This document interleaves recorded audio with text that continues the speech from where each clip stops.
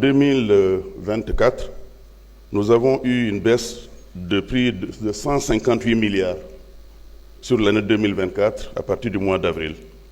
Sur 2025, nous avons fait une haute baisse de prix en baissant le prix du riz, par exemple, de 450 à 300. Nous avons fait une baisse de prix de 342 milliards. Et pour 2026, nous avons eu une haute baisse de prix encore de 342 milliards. Donc sur les 3 années, notre gouvernement a fait une baisse de prix de 869 milliards qui est retourné dans le panier de la ménagère, dans les poches des ménages, ce qui a soulagé toutes les familles. Et je pense que cette baisse va continuer.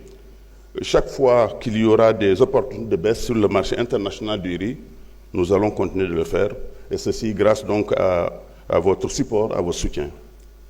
Pour la campagne agricole, nous avons eu des achats totaux sur la Sonacos de 230 000 tonnes d'arachides, ce qui est une très forte avancée par rapport à l'année passée, correspondant à 92 milliards de francs CFA qui sont aussi retournés dans les poches de nos braves amis paysans.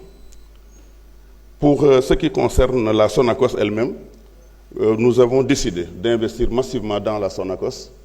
Au moment où je vous parle, il y a une équipe d'audit qui est en train de voir qu'est-ce qu'il faut remplacer au niveau des usines pour avoir une Sonacos beaucoup plus performante qui va faire non seulement de l'huile d'arachide, mais qui va faire aussi de l'huile de palme, qui va diversifier sa production et qui va aussi utiliser d'autres matières premières à base de matières grasses.